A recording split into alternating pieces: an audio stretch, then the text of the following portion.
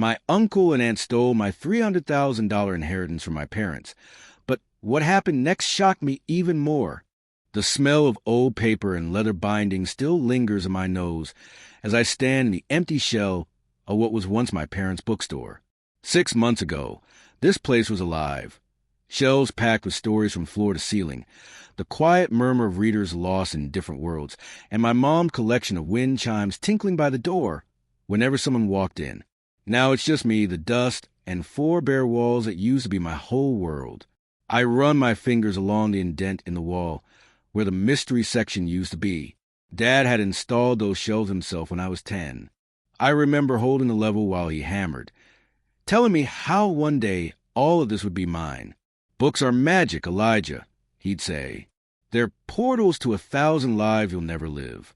And we're the keepers of the portals. Pretty deep for a guy who also thought putting pineapple on pizza was a height of culinary innovation. Growing up in Mason Creek, Pennsylvania, population barely 5,000, that bookstore was everything to me. While other kids dreamed of leaving our nowhere town the minute they got their diplomas, I was the weirdo who actually wanted to stay. Mason Creek isn't much. We got 2 traffic lights, a diner where the coffee tastes like it was brewed in 1987, and a high school football team that hasn't won a game since Obama's first term. But we had the only bookstore in 3 counties, and to me, that made it special. It wasn't supposed to end like this. The accident happened on a rainy Tuesday last October. Mom and Dad were driving back from a book convention in Pittsburgh when a semi lost control on the wet highway.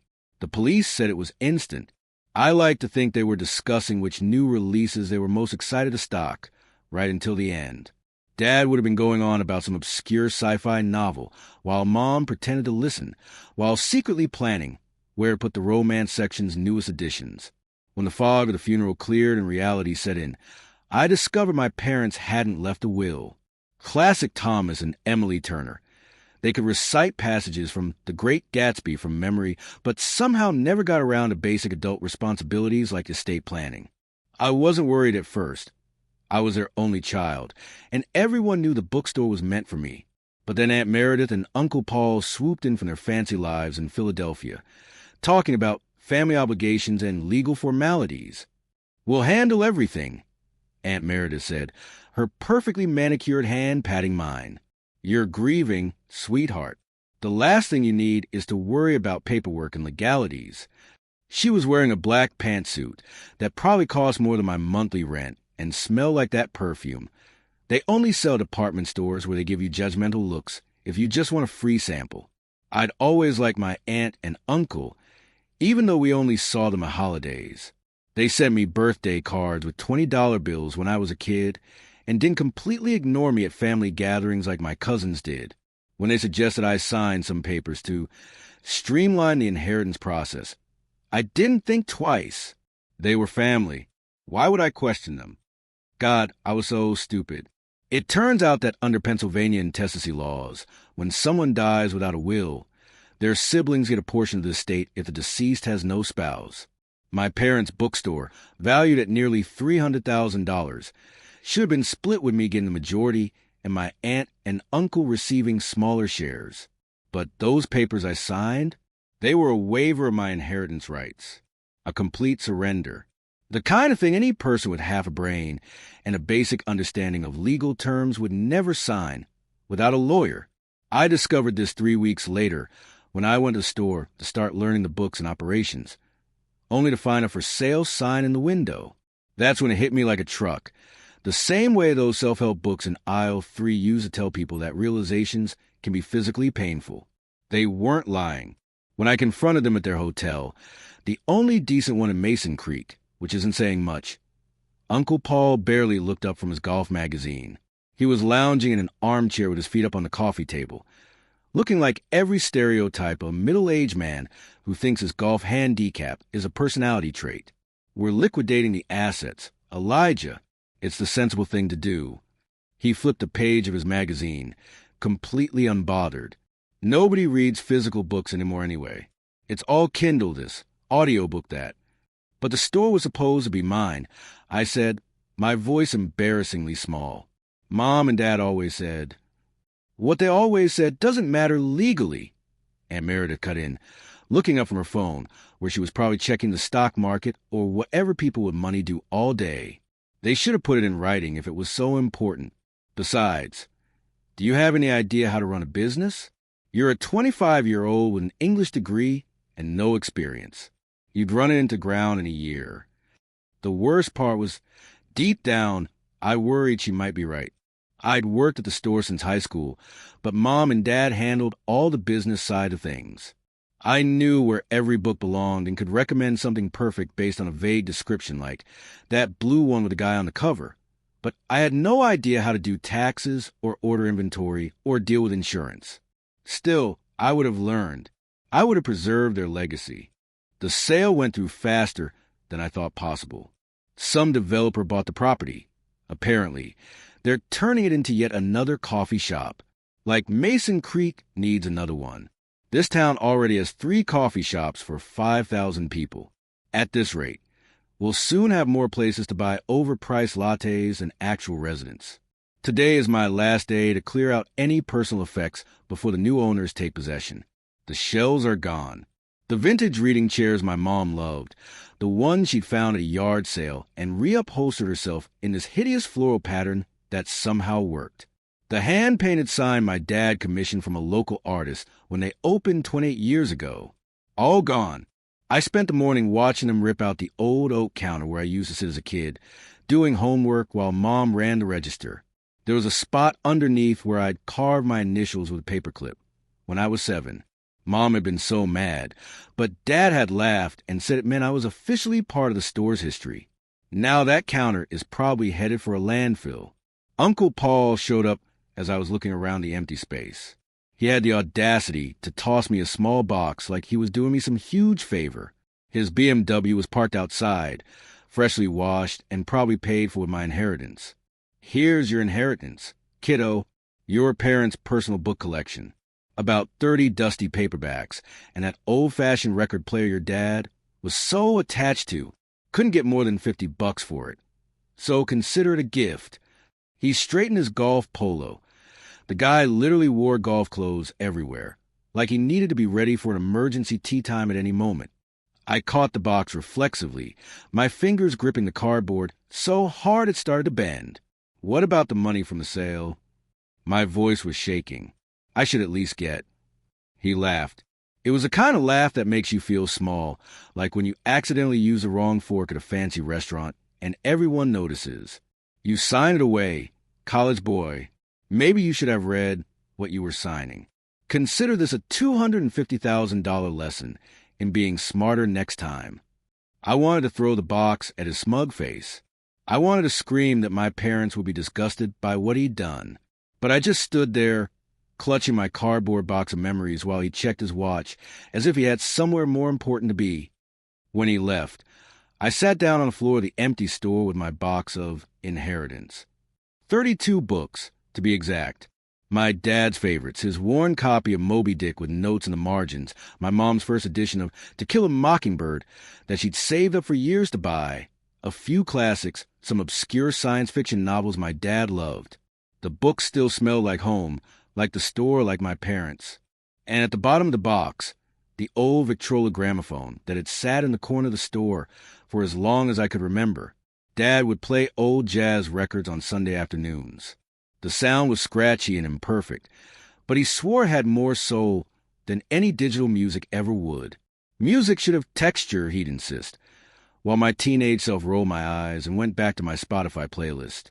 There's your Empire Dreamer, Uncle Paul had said from the doorway before he left. Good luck building something with that. He'd said it with the confidence of a man who's never faced real consequences for being awful. He probably expected me to sling away to my rented apartment above the hardware store, the only place in town I could afford on a bookstore clerk's salary, and nurse my wounds with cheap beer and Netflix. I should have felt defeated. I did, partially. But sitting there on the floor of what used to be my future, something else started burning in my chest. The same feeling I got when some literary snob would come into the store and laugh at my dad's sci-fi collection, or when my high school English teacher said that wanting to run a bookstore was setting the bar a little low. I opened my mom's copy of To Kill a Mockingbird, and a folded piece of paper fell out. Her handwriting, a quote she copied down. Real courage is when you know you're licked before you begin, but you begin anyway and see it through no matter what. Maybe I was licked, my inheritance stolen, my plans derailed, my family revealed as vultures. But that didn't mean I was finished. I carefully packed the books and the gramophone back into the box. These weren't just old things. They were the seeds of something new. I just didn't know it yet. As I carried my box out to my car, a 2003 Honda Civic with more rust than paint and a check engine light that's been on so long I consider a permanent feature, Uncle Paul called out from across the parking lot. "There's your empire dreamer," he shouted with a smirk, gesturing at my pathetic box of leftover memories. Good luck building something with that. I placed the box carefully on my passenger seat and took one last look at the empty storefront. The sign was already gone, replaced by a generic "coming soon," Being Their Coffee CO. banner. 30 years of my family's legacy erased for another place to buy overpriced lattes. I slid into the driver's seat, gripping the steering wheel until my knuckles turned white. Uncle Paul thought he'd won, that I'd just accept this and move on, maybe get some corporate job and forget about my parents' dream and mine. But looking at that old gramophone and those worn books, something stirred inside me, a feeling I hadn't experienced since before the funeral. Something like determination. "We'll see about that," I muttered, starting my car with a defiant turn of the key. I didn't know what I was going to do next, but I knew one thing for certain. My story wasn't ending here. It was just beginning. 3 weeks after watching my parents' bookstore transform into another generic coffee shop, I was sitting on a threadbare couch in my apartment above Hank's Hardware, scrolling through social media like a masochist. My place wasn't much. A studio with creaky floors, a kitchenette that could barely fit a microwave, and a bathroom where you had to sit sideways on the toilet if you were taller than 5 feet 10 inches. But it was all I could afford on what was left of my bookstore clerk salary. The worst part of my morning ritual wasn't the instant coffee or the neighbor's cat that somehow always found its way into my apartment. It was checking Facebook and seeing Aunt Meredith's latest update. Breaking in my new lake house this weekend. Hashtag blessed hashtag lakeside hashtag new beginnings. The photos showed Aunt Meredith posing on the deck of a sprawling 2-story home on Lake Erie with her husband Ted, a guy I've met maybe twice at family gatherings. The kind of place with floor-to-ceiling windows and one of those kitchens with an island bigger than my entire apartment. Must be nice to renovate your lifestyle with someone else's inheritance. I scrolled down further, and there it was, Uncle Paul's latest post. He was standing proudly next to his new baby, a gleaming white yacht with second wind, painted on the side in navy blue letters. His wife Charlotte was smiling beside him, champagne glass in hand. The irony of the name wasn't lost on me. Their second wind was powered by the storm that destroyed mine. My phone buzzed with a notification. Speak of the devil. Uncle Paul was calling. Against my better judgment, I answered. "Hey there, bookworm. Just checking in on my favorite nephew. How's life treating you?" His voice had that artificial cheer people use when they're really saying, "Look how much better I'm doing than you." I could hear waves lapping in the background and imagined him calling from the deck of his blood money boat. My blood instantly boiled. This man had helped steal my inheritance, my future, and now he was calling to gloat? "What do you want, Paul?" I snapped, gripping the phone so hard I thought it might crack. He chuckled, clearly enjoying my anger. "Whoa there. Someone woke up on the wrong side of the futon today. Just thought I'd check how my nephew is surviving in the real world." Cut the crap. We both know why you're calling. You want to rub it in. "Hey, how's that gramophone working out? Still got it, or did you have to pawn it to make rent this month?" I looked over at Dad's old Victrola sitting on my makeshift coffee table, a wooden crate from a hardware store. It was the only thing of real value I had left. "You know what? When I get back what you stole from me, and I will, I'm going to remember every single one of these calls," I said, my voice shaking with rage. He laughed outright now. Big threats from a small man. "Look, if you ever need a few bucks, let me know. I might take that gramophone off your hands. Make a nice conversation piece in my boathouse." The boathouse. He had a separate house for his boat. Meanwhile, I was eating ramen for the third night in a row. Go to hell, I said. Such hostility. Just so, you know, Meredith's having a housewarming party next month. Told me to invite you. Might want to get yourself something nice to wear, though it's black tie. After hanging up, I hurled my phone across the room. It hit the wall with a crack before falling to the floor. Great.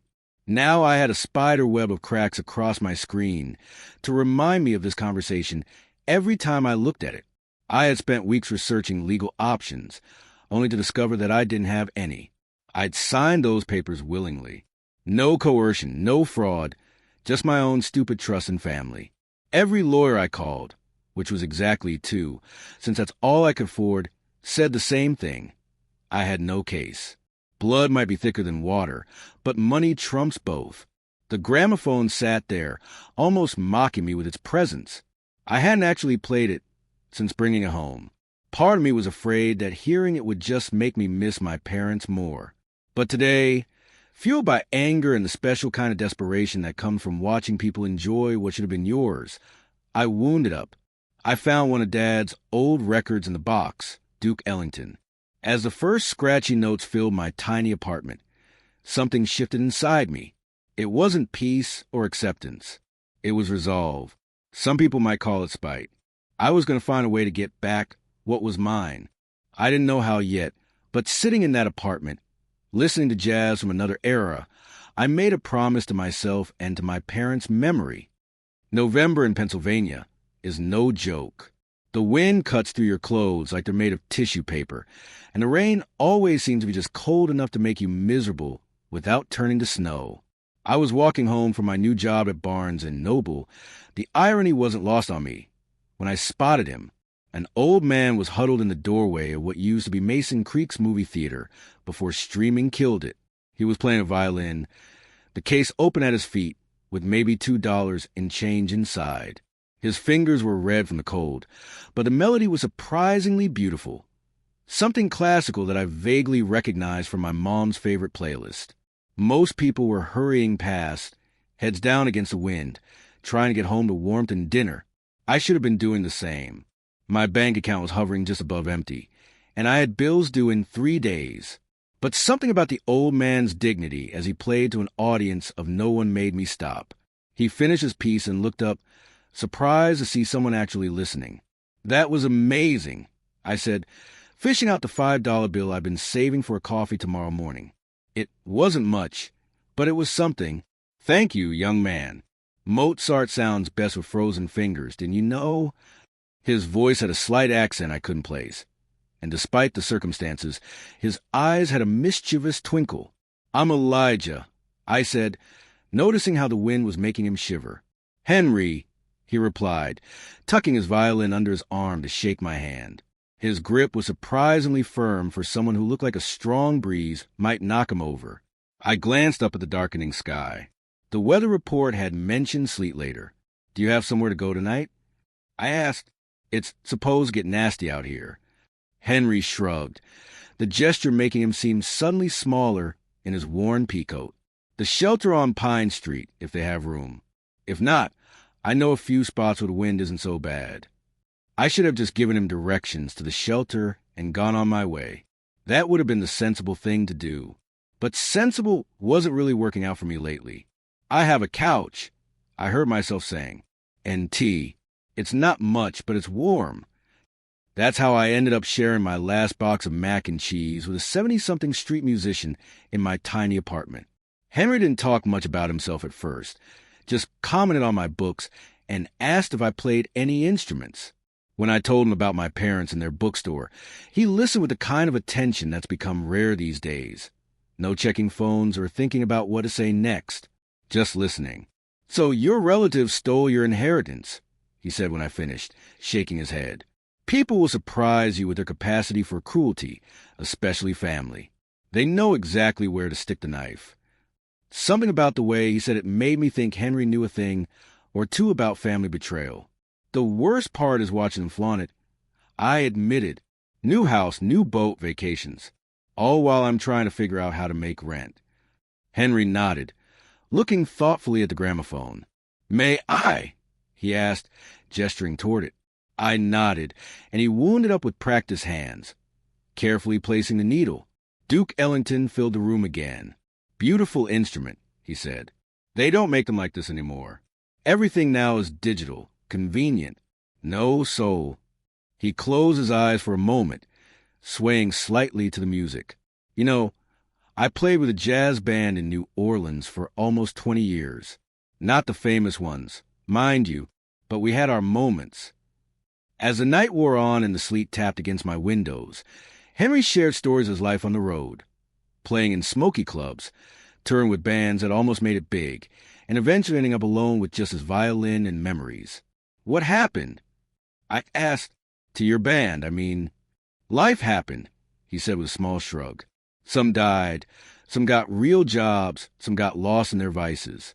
I just kept playing. Music was never what I did. It's who I am."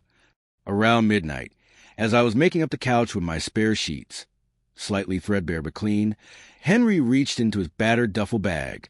"I want you to have something," he said, pulling out a worn leather-bound book. "It's not much, but it's a thank you for your kindness.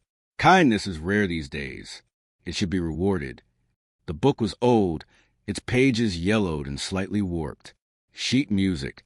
"I can't take this," I protested. "I don't even play an instrument." "It's not about playing," Henry said, pressing it into my hands. "It's about stories. Every piece of music tells a story. And you, Elijah Turner, seem like someone who appreciates a good story." Henry's eyes had that twinkle again. "Found it in a dumpster behind the Paramount Theater in Pittsburgh years ago. Someone's treasure tossed away. Seemed fitting to pass it to you. One discarded treasure to another." I accepted the book, not wanting to refuse his gesture.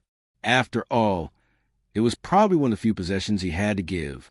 As Henry settled onto the couch, I placed the book on my small bookshelf, next to my dad's favorite novels and my mom's dog-eared poetry collection. I had no idea that the battered book of sheet music would change everything, that sometimes the universe has a strange way of balancing the scales of justice, that my story was about to take a turn I never could have imagined. But that's life, isn't it? The most important chapters often begin with the smallest gestures. A kindness to a stranger, a gift with no agenda, and a weathered book of music that looked worthless to anyone who didn't know how to read between the lines. Henry was gone by the time I woke up the next morning. He'd left a note thanking me for the hospitality and saying he had a bus to catch to Pittsburgh. The couch was neatly made, and he'd even washed the mugs we'd used for tea. The only evidence he'd been there at all was the worn music book on my shelf. For the next few days, I barely thought about Henry or his gift.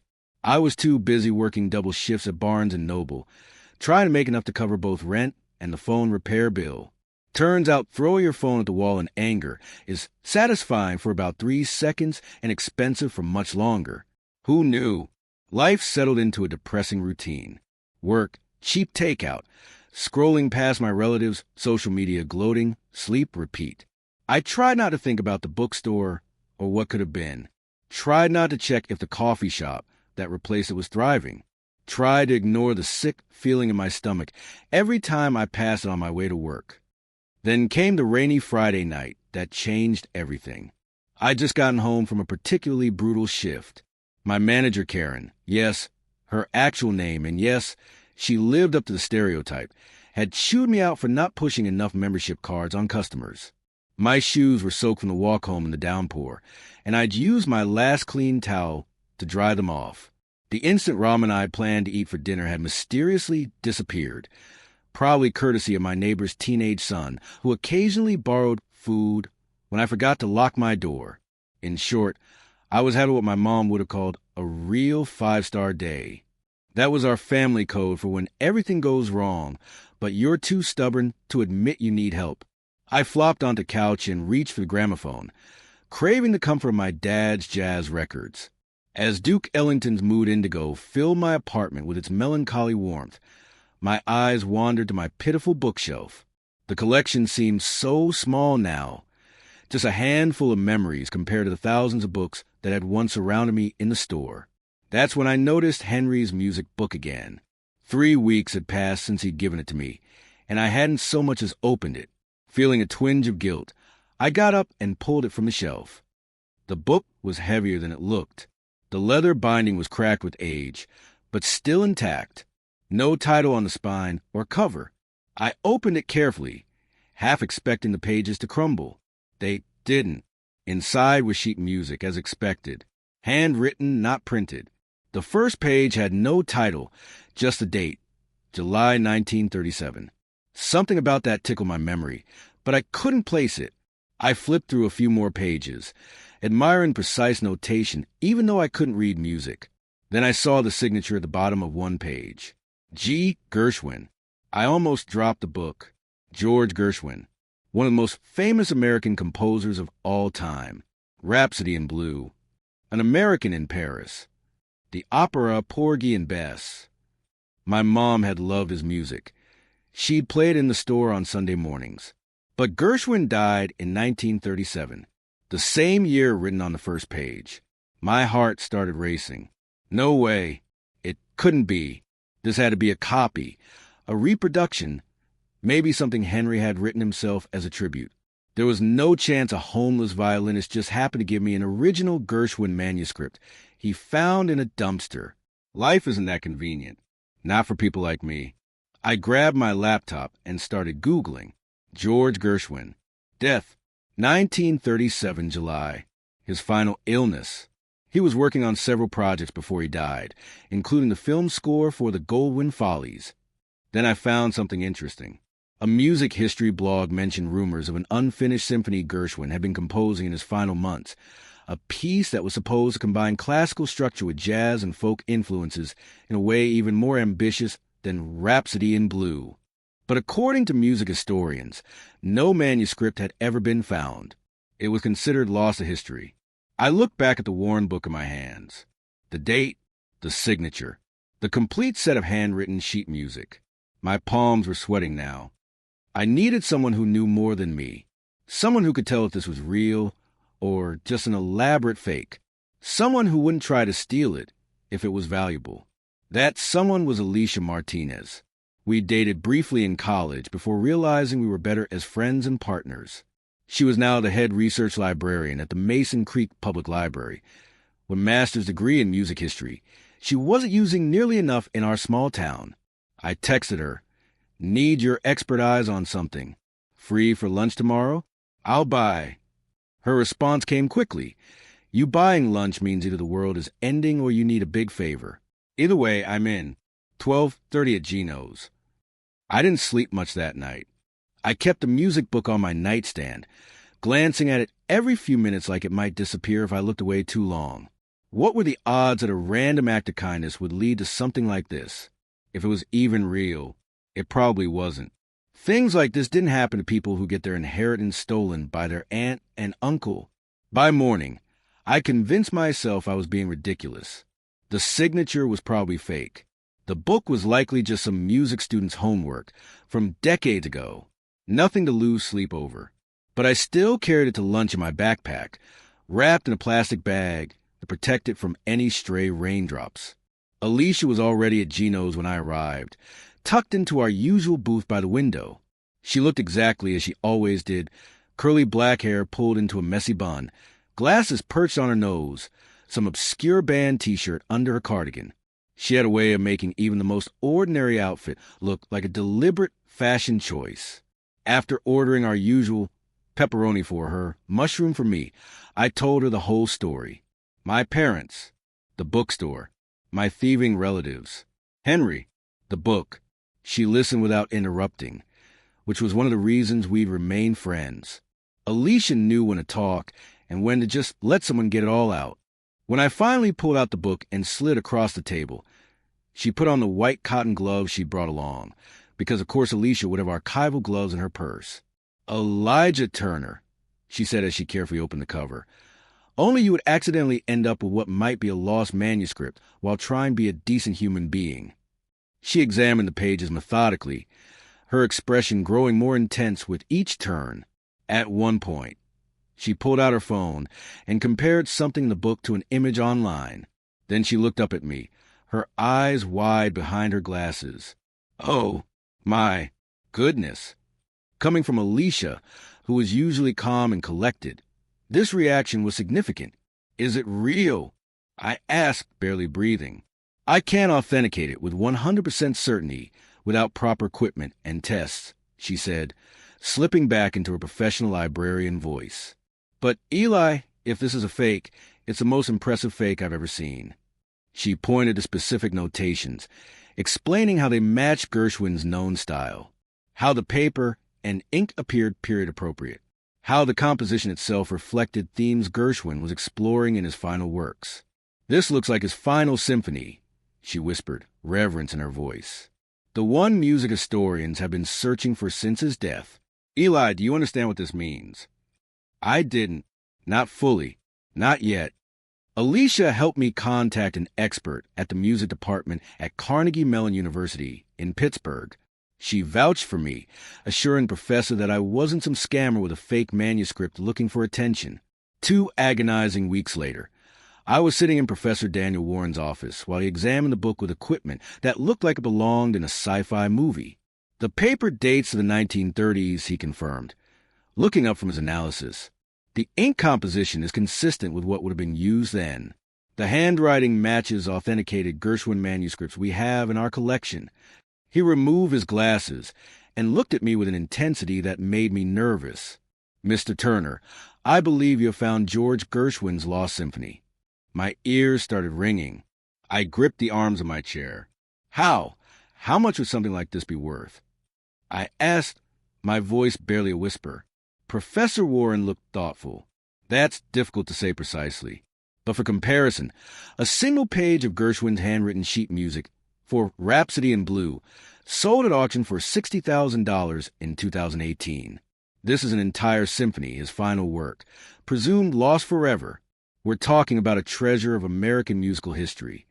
He suggested I contact Sotheby's in New York, the premier auction house for valuable manuscripts. With a letter of preliminary authentication from him, they would take my claim seriously. The next month passed in a blur. I took time off work, using vacation days I'd been saving for a trip I could no longer afford. I made multiple trips to New York, carrying the manuscript in a fireproof, waterproof case Alicia had insisted I buy. Sotheby's experts performed their own authentication processes, which involved more tests than I knew existed. Throughout it all, I kept expecting someone to tell me it was all a mistake, that the book was worthless, that I was a fool for hoping. But that moment never came. Instead, I found myself sitting across from Victoria Chong, one of Sotheby's top specialists in music manuscripts, as she slid a document across her desk. Our final assessment values the manuscript at approximately $1 million, she said matter-of-factly, as though she wasn't completely appending my existence with a single sentence.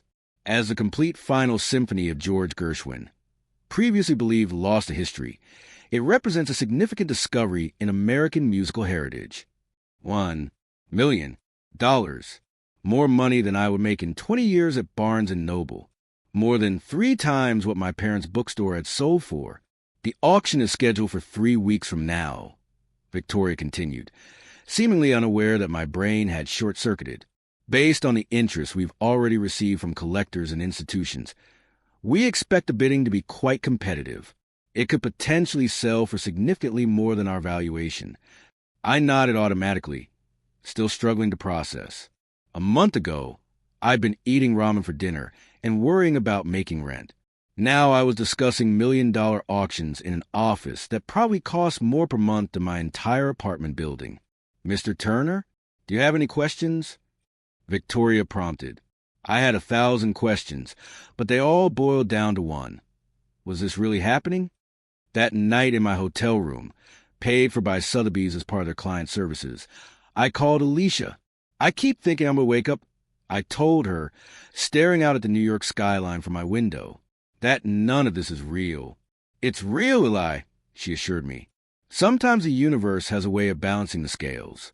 You lost your inheritance, but you gained something even more valuable. I thought about that for a while after we hung up, about how a random act of kindness toward a stranger had completely changed my life trajectory. About how Henry had given me this priceless gift without knowing its value. Or maybe he had known. I'd probably never find out. As I lay in bed that night, I couldn't help but think about Uncle Paul and Aunt Meredith, about their new houses and boats and cars, all bought with what should have been my inheritance, about their smug certainty that they'd won, that I would spend my life struggling while they enjoyed the fruits of my parents' labor. I reached for my phone and pulled up Facebook. Aunt Meredith had just posted photos from her housewarming party. Hashtag blessed hashtag dream home. For the first time, the sight didn't fill me with rage or despair. Instead, I felt something new, something that felt strangely like anticipation. The universe really does have a way of balancing the scales. In 3 weeks, I would be a millionaire. The Lost Symphony of George Gershwin, one of America's greatest composers, would be sold to the highest bidder, and its discovery would be credited to Elijah Turner, former bookstore clerk from Mason Creek, Pennsylvania. But what would I do with the money? How would I use this unexpected twist of fate? That night, as I drifted off to sleep in a hotel room that cost more per night than my monthly rent, I knew one thing for certain. This wasn't just about the money. This was about justice. This was about honoring my parents' legacy. And maybe, just maybe, about teaching my dear aunt and uncle that karma has a wicked sense of humor. The morning of the auction arrived with a sense of unreality. I'd barely slept the night before, my mind racing with possibilities. What if the manuscript didn't sell? What if it went for less than expected? What if someone challenged my ownership? The anxiety of sudden potential fortune was almost worse than the steady certainty of being broke. I'd rented a suit for the occasion, charcoal gray with a blue tie that my mom would have said brought out my eyes. Standing in front of the mirror in my hotel room, I hardly recognized myself. I looked like someone important, someone with prospects, someone who belonged in the gleaming auction room at Sotheby's instead of stocking bestsellers at Barnes & Noble. Victoria from Sotheby's had arranged for a car to pick me up, not a taxi or an Uber, but a sleek black Lincoln with a driver in a crisp uniform who called me Mr. Turner without a hint of irony. As we glided through Manhattan traffic, I pressed my forehead against the cool window glass, watching the city blur past. 3 months ago, I'd been contemplating whether I could afford to fix my ancient Honda's air conditioning. Now I was being chauffeured to an auction where people would bid millions for something I owned. Life comes at you fast, as the memes say. The auction room at Sotheby's looked exactly like something from a movie, elegant with paneling, plush chairs, subtle lighting that highlighted the importance of what was happening without being flashy about it. Old money in architectural form.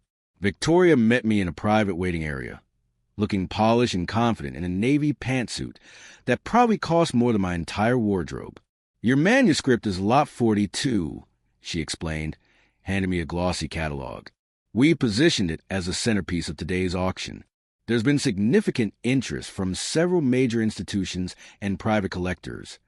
I flipped through the catalog until I found it. There, spread across 2 pages, was a photograph of the first page of Gershwin's symphony alongside a scholarly description of its significance. And at the bottom, in smaller text, property of Elijah Turner, discovered 2025. My name, in a Sotheby's catalog. My parents would have been over the moon. Victoria guided me to a reserved seat in the auction room, explaining that I could choose to remain anonymous, but I declined. If this was really happening, I wanted my name attached to it. I wanted people to know that Elijah Turner from Mason Creek, Pennsylvania, had discovered George Gershwin's Lost Symphony. I wanted my aunt and uncle to see it. The auction began precisely at 10:30 a.m. I watched, fascinated, as various valuable items were presented and sold with remarkable efficiency. A rare first edition of The Great Gatsby went for $240,000.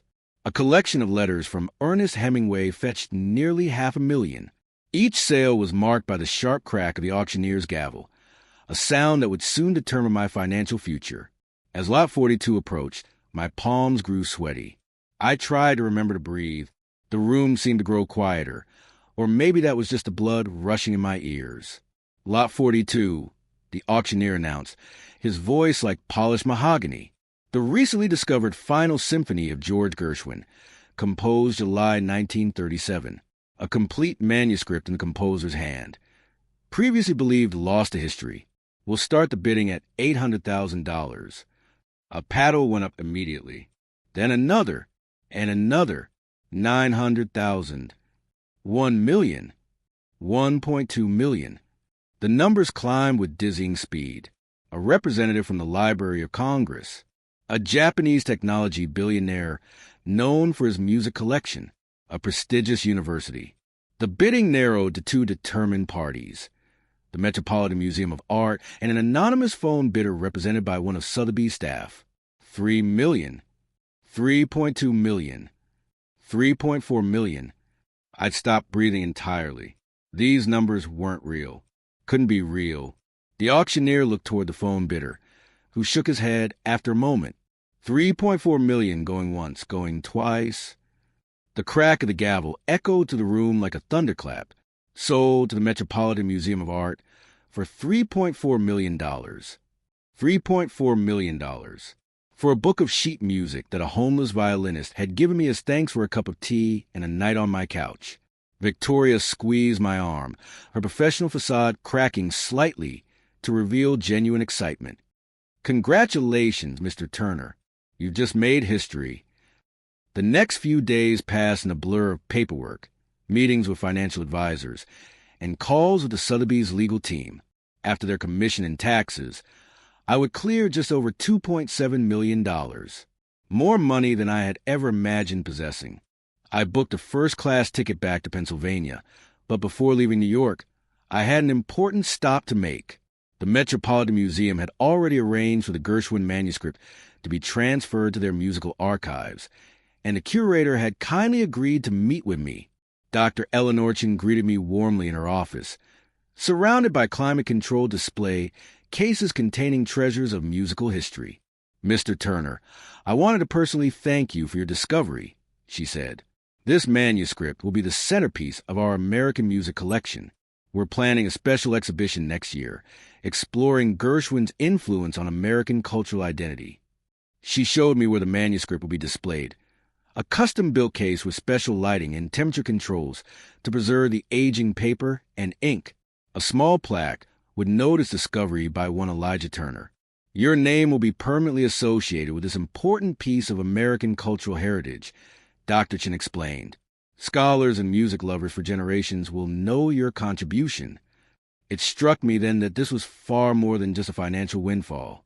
I had become part of something bigger, part of the story of American music itself. My parents, with their love of books and art and history, would have understood the significance in a way that went beyond the money. As I left the museum, I stood for a moment on the grand steps overlooking Fifth Avenue. The city hummed around me, indifferent to my personal transformation. Yet something had fundamentally shifted in my universe. I had options now, possibilities, a future that wasn't shaped by financial struggle or the bitter taste of family betrayal. I pulled out my phone and called Alicia. I think I know what I'm going to do with the money, I told her. Let me guess, she replied. It involves books. You know me too well. When I returned to Mason Creek, I didn't immediately broadcast my newfound wealth. I wanted time to get my bearings, to make plans. I gave notice at Barnes & Noble, though I couldn't resist telling Karen exactly what I thought of her management style on my way out, and started quietly looking at commercial real estate. There was a historic building on Main Street that had once been the town's first bank. It had stood empty for years, too expensive for most local businesses to consider. With its oak paneling, tall windows, and built-in bookshelves from its brief stint as a law office, it was perfect for what I had in mind. I also began reaching out to contacts in the rare book world, dealers, collectors, and experts who could help me build the kind of inventory I wanted. My parents had taught me enough about valuable books to know what I was looking for, and with Alicia's help researching provenances and authenticities, I began assembling a collection that would make any bibliophile's heart race. 3 months after the auction, Turner's Treasures opened its doors. Not just a bookstore, but a carefully curated collection of rare books, music manuscripts, and cultural artifacts. The kind of place where enthusiasts would drive hours to browse, where collectors would come to find that one perfect addition to their library, where people who loved the smell of old paper and the weight of history in their hands would feel at home.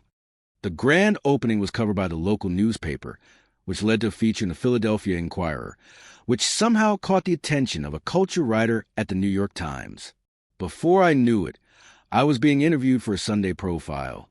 From gramophone to millions, how one man's act of kindness led to a musical treasure. The article detailed the whole story.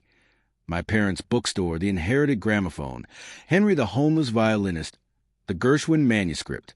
The writer positioned it as a feel-good tale of karma and serendipity, complete with professional photos of me standing proudly in my new establishment. I made sure to mention my aunt and uncle by name when discussing how the family bookstore had been taken from me after my parents' death. The reporter, sensing a juicy angle, included that detail prominently. The day the article appeared online, my phone wouldn't stop buzzing with notifications. Friend from high school I hadn't heard from in years. Former customers from my parents' store. Random people on social media congratulating me. And buried among them, a text from Uncle Paul. Quite the fairy tale you're spinning for the papers. We should talk. I didn't respond. 2 days later, a sleek BMW pulled up outside Turner's Treasures. Uncle Paul, looking oddly diminished without his usual smugness, pushed through the front door like he owned the place. Some habits die hard, I guess. He stopped short when he saw the interior. The gleaming oak shelves filled with leather-bound treasures. The climate-controlled display cases containing first editions worth more than his yacht. The tasteful lighting that highlighted the store's architectural features while protecting the valuable merchandise from damaging UV rays.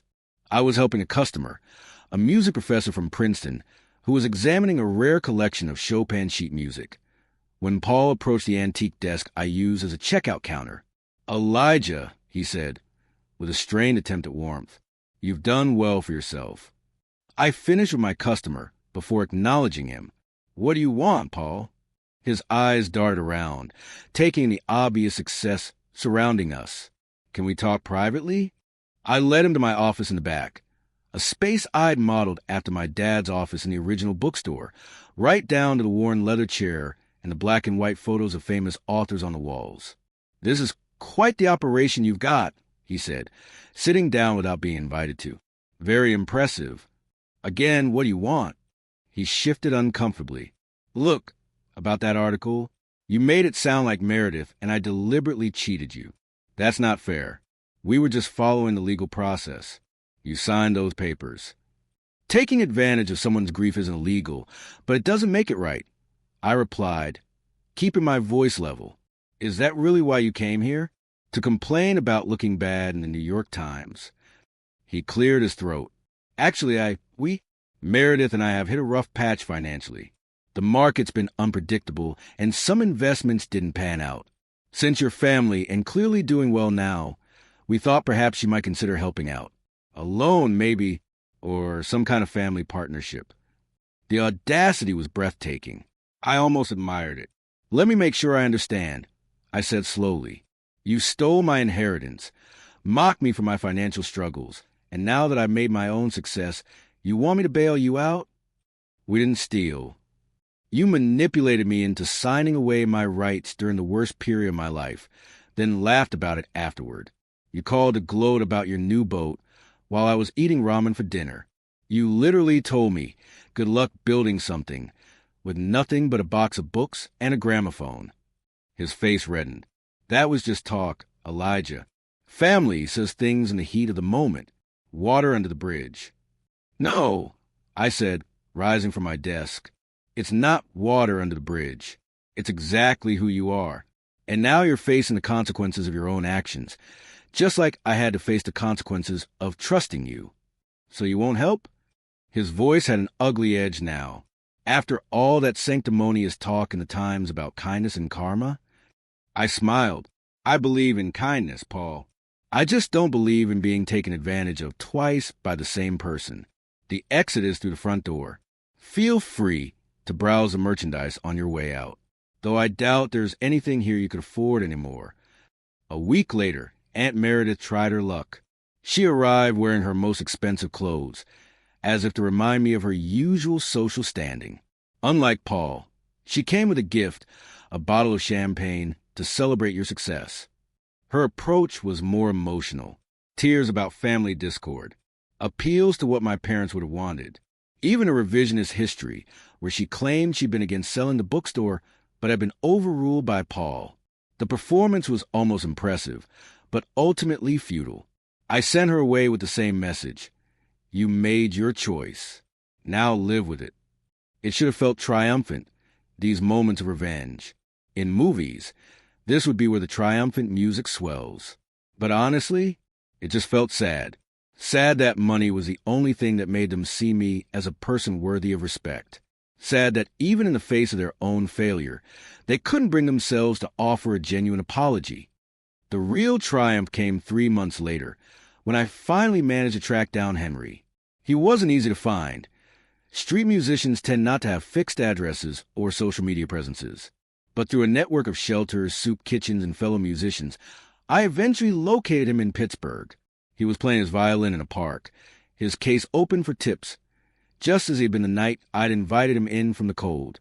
The same dignified posture, the same soulful melodies that seemed to speak of both joy and sorrow. I waited until he finished his piece before approaching. His eyes widened in recognition, then crinkled with genuine pleasure. "The kind bookshop boy," he said, his voice exactly as I remembered. "What brings you to Pittsburgh?" "You," I answered honestly. "I've been looking for you. That book of sheet music you gave me, it turned out to be something special." I explained everything: the Gershwin manuscript, the auction, my new business. His weathered face registered first disbelief, then wonder. "I always thought it might be valuable to someone who understood music," he said. "But millions? God works in mysterious ways." Then came the moment I'd been planning for months. I offered Henry a job, official street musician for Turner's Treasures, playing outside the store to attract customers. I offered him an apartment above the store, similar to the one I'd once had above the hardware shop, but considerably nicer. And I offered him friendship, the kind that had been missing from both our lives. To my relief, he accepted. Now, a year after finding the Gershwin manuscript, Turner's Treasures is thriving. We've expanded to include a small performance space where local musicians play intimate concerts. Henry has become something of a local celebrity, his violin playing drawing tourists and locals alike. As for me, I found purpose beyond revenge or even financial success. My store has become a cultural hub for community, a place where history is preserved and shared, where art and literature are celebrated, where curious minds can discover treasures they never knew existed. In my private office, I keep 2 photographs on my desk. One is of my parents on the day they opened their bookstore, their faces shining with pride and possibility. The other is of me at the Sotheby's auction, the moment my life changed forever. Between them sits Dad's old gramophone, the seemingly worthless inheritance that ultimately led to everything. Sometimes, late at night after the store has closed, I play one of his old jazz records and think about how life can change in an instant, how kindness can return to you in unexpected ways, how the things that seem like endings can become beginnings if you're brave enough to keep going. I think my parents would be proud, not of the success or the money, but the fact that I found a way to keep their legacy alive, a place where stories and music and history come together to create something meaningful. There's a recording of Gershwin's Lost Symphony now. The Metropolitan Museum commissioned a world-class orchestra to perform it from the manuscript. They sent me a copy, which I sometimes play on the store sound system. It's beautiful, soaring and complex and distinctly American. But to me, it sounds like something else too. It sounds like justice. It sounds like vindication. It sounds like the universe whispering that sometimes, just sometimes, things work out exactly as they should,